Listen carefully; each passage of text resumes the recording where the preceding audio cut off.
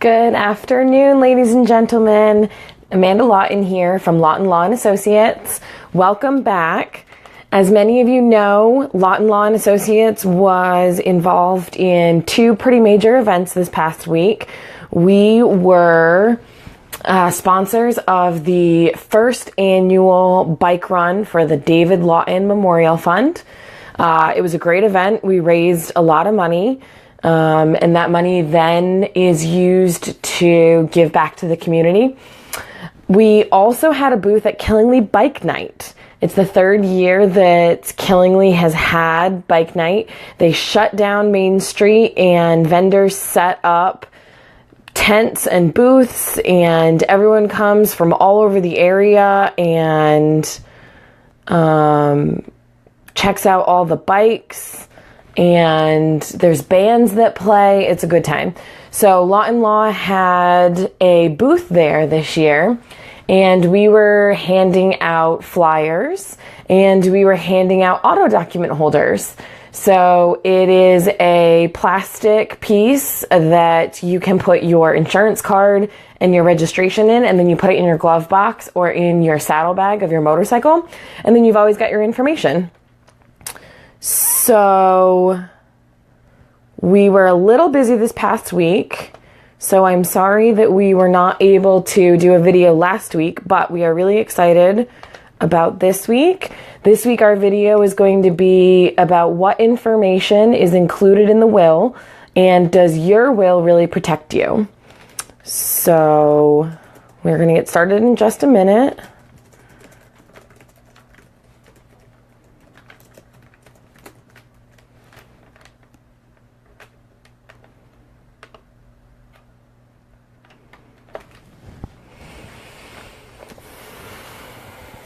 So, what is generally in a will? When you think of a will, you think of a document that explains your wishes for after you pass. And so, to break that down, what would that include? What kinds of information is in a will? The most common is what they call bequests. You bequeath something to someone. These can be specific or general. This can be that you leave a specific watch to a specific family member, or a car, or it can be general. And you can say that I leave 10% of my assets to this family member or to a class of family members. I have seen it where you can say that you equally want your remaining assets to be divided between the great-grandchildren, and that would include that entire class of great-grandchildren. So bequests can be specific or general in terms of who they name or what they name. A will name an executor. An executor is someone who carries out your wishes. This needs to be someone that you really trust. This needs to be someone that understands what you want done. They understand how you want things carried out. And so you name a person that after you pass will then pay any remaining debts, will handle the execution of distributing any assets. If you leave any heirlooms that need to be transported across the country, or you need a car that needs to be sold or needs to be repaired and then given to some grandchild, whatever it may be, whatever your will lists that your wishes are, your executor is the person that will carry those things out for you. So this is a person, don't worry about naming a family member, although it's most common that your spouse would be your first executor. This needs to be someone that you know will carry out your wishes. No matter how hard or tedious they may be, this needs to be someone that you trust to do the things that you ask for. The second part to that is you need to name a backup. Lots of times what I advise clients to do is it is perfectly fine to name your spouse as your first for everything. Your first executor, your first for guardian, your first for trustee, your first for any of those things. That's great. But if something happens to both of you, you need to have a backup. If you're driving to dinner and you both get into a car accident, you need to have that backup person. So that can be a parent or a close family friend or a sibling. It can be whoever. If you're an adult and you have grown children, it can be one of your children that you choose. If you are younger, if you're in your 20s or 30s and you want to name a parent, that's fine.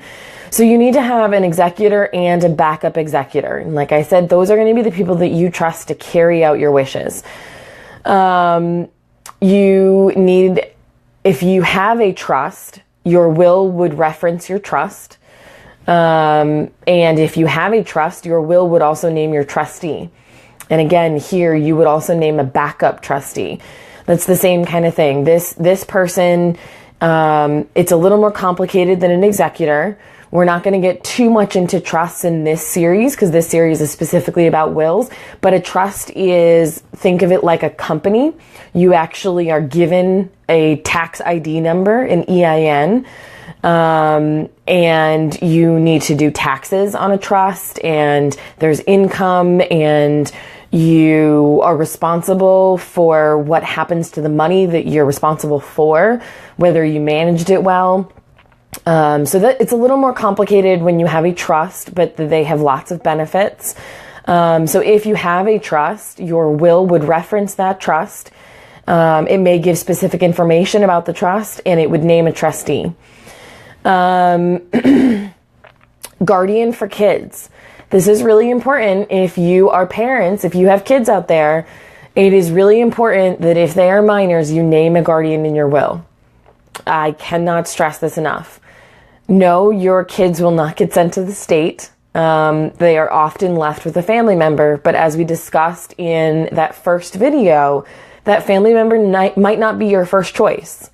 We talked before about if there has been a divorce situation and mom has custody of the child and mom dies, mom might not want the child to go to the biological father.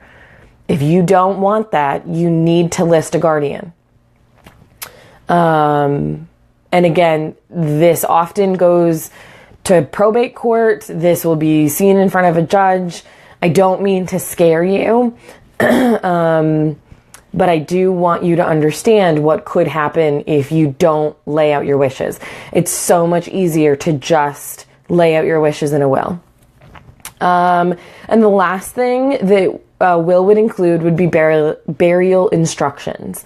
Oftentimes people leave in specific instructions about a memorial service that they may want, whether they want to be cremated or buried, where they want to be buried, what type of service they want to have.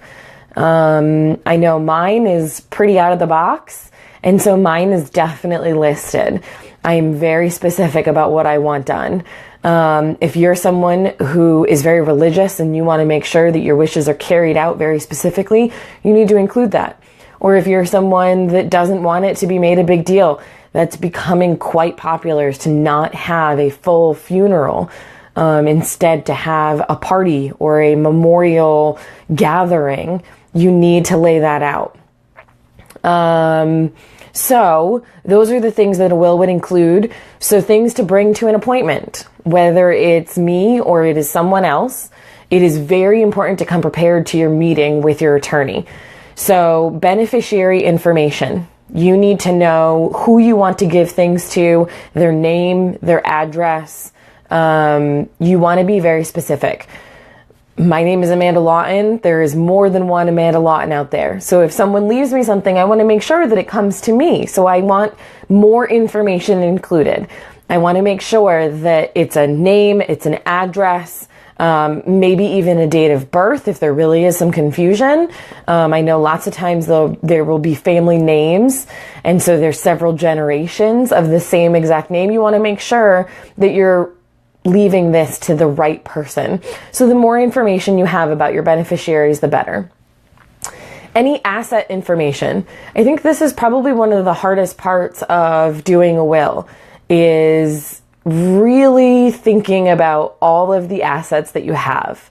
I've had quite a few appointments with people that say, oh, I don't really have anything. I don't really have anything of value. And then you find out that they have a very valuable ring, or they have a collector set of china, or they have, I don't know, a bunch of flat screen TVs. Those all count. Those are all things that you need to decide where you want those to go to, unless you don't care. And then your instructions will be pretty specific that you just want everything donated, or you want things sold off and the money given to the following places. But the more information you have, the better. It's really important to know family heirlooms. Sometimes there will be things like a handmade lace tablecloth, or an engagement ring that has been passed on through generations. This is all information that you want to have written down before you go to that appointment with your attorney. You also want to list all accounts. I've seen this happen a lot with life insurance policies. If they have been paid up, sometimes you don't get very much information about it after. You don't get those monthly bills or statements. Or annuities, you'll get statements because it depends on the market, and so they want to keep you informed about how your money is doing. But life insurance, sometimes if it's paid up, it can just sit there. So it's easy to forget that you have them. This happens a lot as you get older. As you get older, you forget that, oh, my parents opened one for me when I was younger, or I forgot I opened that policy when I was in college, or I forgot when we got married, we got another one. I mean, it's really easy to lose track of those. So I definitely recommend having a file that has everything in it. It will definitely be easier on your executor. It will also be easier for you.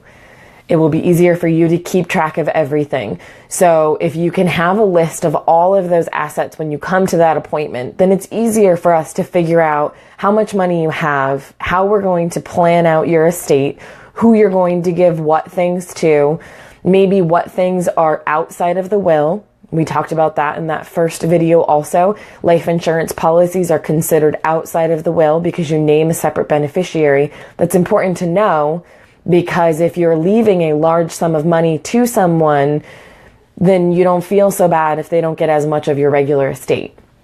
So it's really important to have all that information. It's also really important to keep track of all land. There's quite a few people out there who have vacation homes or have timeshares. There are some people out there who have cemetery plots that are unused. That is considered real property. You can leave that to someone. So it's really important to get all that information together, keep track of it all, and bring that to that appointment. Debt information. If you have a mortgage, if you have car payments, if you have a note on your car. I don't know about you, but I still have student loans that I'm working on. That's all debt information that you need to keep track of, because that will need to be taken care of in your will. Your executor will be in charge of making sure that your debt is paid off. So you need to list some of those things. And I understand that that changes, and we can update your will later and add in what's called a codicil. We can add in an amendment that says that this debt is now paid, and so you can change your percentages or you can change your money. And that does bring me to another point, percentages. When you are talking about leaving money to people, I recommend leaving percentages of money. Let's say your estate is $100,000 and you have, I don't know, 4 kids, and then they have some kids. And you start leaving money. And you say, I want $10,000 to go to this child, and I want $20,000 to go to this child, and I want this much to go to this child. Debts get paid first, and your executor should pay all of your taxes and all of your fees first, and there will be Connecticut fees. And so if you leave specific dollar amounts, it becomes much harder to distribute money to those people if you have said specific dollar amounts. it just becomes very tricky. So instead, if you say percentages, if you say I leave 15% of my entire residual estate, of my entire monetary estate to this person, or I leave 50% of all of my estate to be divided between the great-grandchildren, then that becomes easier. Then your executor doesn't have to be stressing out, sweating bullets, trying to figure out how to pay all the bills and pay out the people. Instead, you can pay the bills, you can pay the fees, the taxes, all of that stuff, and then you can still follow the wishes and distribute whatever 50% of whatever's left to the people that you ask for. So I always recommend percentages. If you know that your estate is large enough, then you could leave sort of nominal amounts to people that you know you've got enough to cover. So if your estate is $250,000, you could easily say, I leave $5,000 to this charity, or I leave $5,000 to this child. And then I also leave 15% to this child. Because then we know that there's plenty to cover. But as a general rule, I always recommend percentages. So, moving on, things to bring to your appointment. Contact information for your executor and your guardian. Now, remember, we talked about backups. So this would be name, address for your executor, your backup executor, your guardian, your backup guardians, trustees and backup trustees. I know that it's a lot of information. It's very tedious, but once you do it that first time, and if you do it right, you will be protected and you won't need to do much again.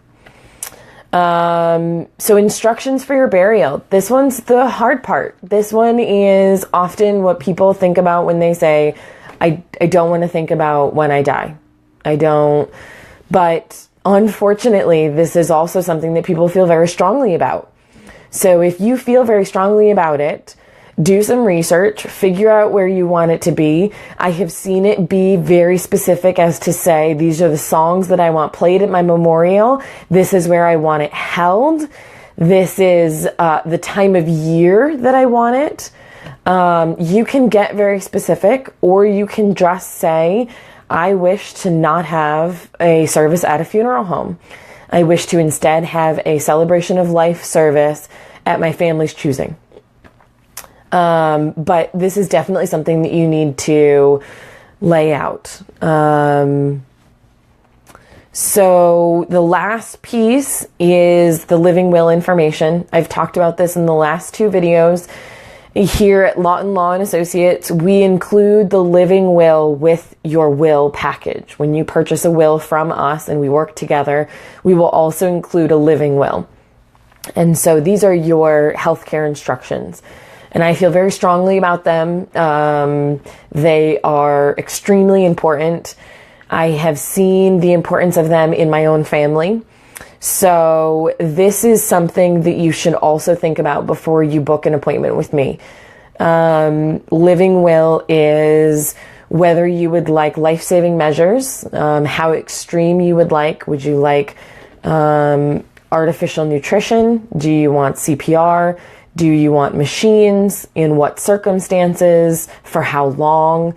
These are all scenarios that you can think about and we can describe out for you. There's lots of people that say to me, I don't need a will because I'll be gone.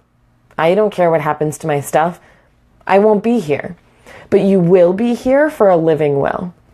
So I understand when people don't want to address what happens to your things after you've passed. I personally think that it should be done, but I understand where you're coming from. However, a living will affects you while you're living. So this is something that we could do separate for you, or we automatically include it in the will when you purchase that from us. So that is definitely something to think about before you come to the appointment.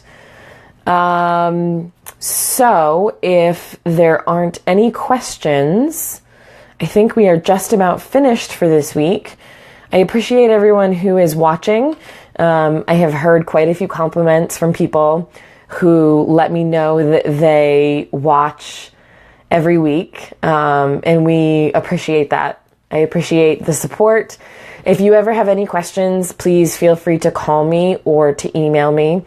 Our website is lawandlawassociates.com, and my email is amanda@lawandlawassociates.com. I appreciate all of your support and everyone watching. If you have any questions, you can always email me, and I will see you next week for another video. Thank you.